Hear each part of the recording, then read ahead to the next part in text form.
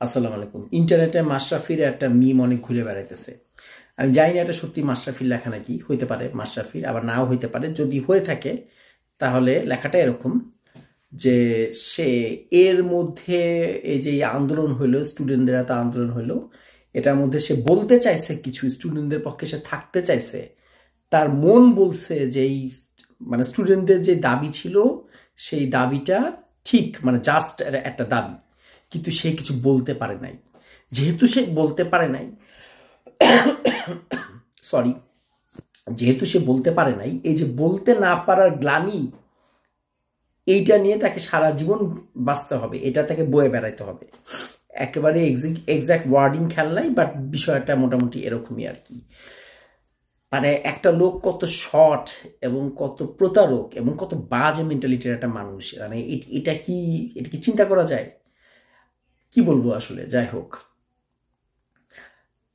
ব্যাপারটা এরকম যে আমাদেরও যে বিষয়টা, আমরা যারা মাশরাফির মানে খেলা টেলা দেখছি আর কি, বা বাংলাদেশের মানুষ, আমাদের ব্যাপারটা চিন্তা করেন যে আমরাও কতটা চাইল্ডিশ, কতটা সিলি। ধরেন এই আন্দোলনের সময়, এই যে বিশাল একটা আন্দোলন হয়েছে বা ইত্যাদি, তার মানে মাশরাফি যদি ফেসবুকে খালি একটা পোস্ট দিত, সে ধরেন শেষ দিকে, আন্দোলন একেবারে শেষ দিকে, যখন আমরা বুঝতেছি যে শেখ হাসিনা থাকবে না, পড়ে যাবে, মাশরাফি যদি একটা পোস্ট দিত স্টুডেন্টদের পক্ষে, তাহলে কি আমরা তারা মাফ করে দিতাম? আমার তো মনে হয় দিতাম। কিন্তু তাকে কি মাফ করা যায়? এই যে এর মধ্যে যে সে যে একটা পোস্ট দেয় নাই বা সে যে কিছু বলে নাই, এইটা তার অপরাধ না, এটা এত কোনো বড় অপরাধ না। তার বড় অপরাধ কি? তার বড় অপরাধ হচ্ছে সে দুইটা ম্যানিপুলেটেড ইলেকশনে সে পার্টিসিপেট করছে। দুইটা ইলেকশনে, একটাও না, দুইটা। ম্যানিপুলেটেড কি বলবো, ম্যানিপুলেটেড মানে কি, শুধু ম্যানিপুলেটেড না, রিগড ইলেকশনে সে পার্টিসিপেট করছে।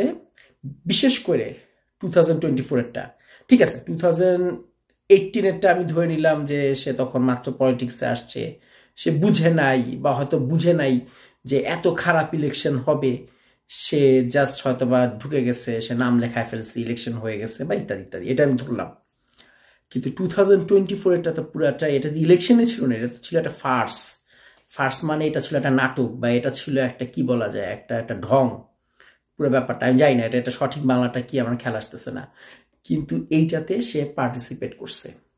এবং এই যে এত বছর যে সে আওয়ামী লীগের রাজনীতি করছে, এটাতে সে কি দেখে নাই বা বুঝে নাই যে দলটা কিরকম? মানে সে কি অন্ধ, কালা, বোবা? সে জানতো না যে তার একটা কত খুনি, কি পরিমাণ শয়তান, কি পরিমাণ হারামিদের দল এই আওয়ামী লীগ? সে তো নিশ্চয়ই বুঝছে, সে তো নিশ্চয়ই জানতো, তারপর তো সে করে গেছে। এছাড়াও তার তো আরো কিছু কন্ট্রোভার্সি আছে, যেসব জায়গায় সে ব্র্যান্ড অ্যাম্বাসাডার হয়েছে, হয়তো ওই কোম্পানিগুলো পালায় গেছে মানুষের টাকা টুকা মেরে, সেগুলো আমি বাদ দিলাম, যাই হোক, ওগুলো আমি বাদ দিচ্ছি।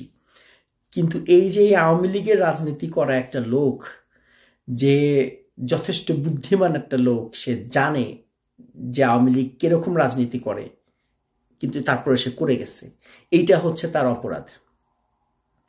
এই 2018 থেকে শুরু করে 24 পর্যন্ত, এই যে এই 6 বছরের অপরাধ, বা 5.5-6, যাই হোক আর কি, 6 বছরের অপরাধ, এইটা কি একটা এই স্টুডেন্ট মুভমেন্টে জাস্ট সে একটা পোস্ট লিখলো, শেষ দিকে যায় স্টুডেন্টদের পক্ষে, হয়তো 5 তারিখেই লিখলো শেখ হাসিনা পালায় যাওয়ার একটু আগে আগে, বা হয়তো বা সকালে উঠে সে খবর পেল শেখ হাসিনা পালায় গেছে, খুনির সাথে সাথে সে একটা পোস্ট লিখে ফেললো। তো মানে আমি বুঝি না যে একটা দুইটা পোস্টের জন্য কি এই 6 বছরের তার এই অপরাধটা মাফ হয়ে যায়, আমি বুঝতেছি না আর কি। মানুষ কিভাবে করে এখনো, আমি দেখি যে এখানে এখানে পোস্টে যে এই লোকটার এখনো অ্যাডমায়ার করে। আমি এটা কোনোভাবে মাথায় ঢুকে না। আমাদের বাংলাদেশের মানুষের আসলে সমস্যা আছে। এটা সে ক্রিকেটার হইতে পারে, যা ইচ্ছা তাই হইতে পারে, ক্রিকেটার, তার সে কি করছে এগুলা কোনো বিবেচ্য বিষয় না। সে যা ইচ্ছা তাই হইতে পারে, কিন্তু at the end of the day সে বাংলাদেশের সাধারণ মানুষের এগেনস্টে দাঁড়াইছে। সে একজন দেশদ্রোহী, একেবারে লাউড অ্যান্ড ক্লিয়ার। সে সে হচ্ছে বাংলাদেশের সাধারণ মানুষের বিপরীতে সে গেছে, বিরুদ্ধে সে গেছে। সো এই লোককে আমাদের উচিত তাকে বয়কট করা, তার যে পোস্টগুলো আছে এগুলো শেয়ার না দেয়া, এগুলো পুরো বন্ধ করে দেয়া। মানে এই লোকটা একটা চিট, এই লোকটা একটা শর্ট, এর বিন্দুমাত্র কোনো ইয়ে নাই, এর বিন্দুমাত্র কোনো কি বলা যায়, বিন্দুমাত্র কোনো অব্লিগেশন নাই দেশের মানুষের প্রতি। এমনকি আমার মতে সাকিব আল হাসান, মানে সাকিব আল হাসানের দিকে বেশি খারাপ। সাকিব আল হাসান না, ওর না বোঝা যায় যে ও খারাপ, ও না মানে ওই ভালোর ভাব ধরে থাকে না, ও যেটা সেটা ও এই জিনিসটা ভালো। তার মধ্যে ওই শর্ট একটা আগে মানে বাড়তি একটা ভালো মানুষের ভাব করে ঘুরবে, সেই জিনিসটা এর মধ্যে নাই, সাকিব আল হাসানের মধ্যে নাই। একদিক থেকে সেটা ভালো, কিন্তু এই মাশরাফি একটা পুরো মুখোশ পরে রাখে, ভালোর একটা মুখোশ পরে রাখে। ও না কি যে ফেরেশতা হয়ে গেছে, কি ক্যাপ্টেন, বিশাল ক্যাপ্টেন কোনো কিছু আর কি, বুলশিট সব। আর হচ্ছে নড়াইল, আর তার মধ্যে তার একটাই আছে, আমি যতটুকু জানি বুঝি, যে তার এগুলো করছো কেন, সে নড়াইলের উন্নতি করার জন্য করছে। তার জীবন হচ্ছে নড়াইলের উপর, সে নড়াইলকে উন্নতি করতে হবে, সেজন্য সে নড়াইল 2 আসন থেকে দাঁড়াইছে বারবার। আরে বাল, তোর কি টাকার অভাব আছে? ক্রিকেট খেলি কি তোর টাকার অভাব? তুই চাইলে কি নড়াইলে উন্নতি এমনি করতে পারতি না? তুই একটা হসপিটাল বানাইতি নড়াইলে, তুই একটা স্কুল বানাইতি, তোর টাকা ছিল না? তোর এটা জন্য এমপি হওয়া লাগে? তুই জানিস না যে বাংলাদেশের এমপিদের কি অবস্থা? বাংলাদেশের এমপিরা কত খাচ্চোর, কতটা শয়তান, তুই জানতি না? কারো যদি ইচ্ছা লাগে, কেউ যদি এই দেশবাসীর জন্য কিছু করতে চায়, তার যদি জেলার জন্য যদি কিছু করতে চায়, তার যদি টাকা থাকে, তো এটা একটা কোনো ব্যাপার? মানে এগুলো কি এক্সকিউজ দেয় আমি বুঝি না। যাই হোক, এগুলো নিয়ে বলে লাভ নাই।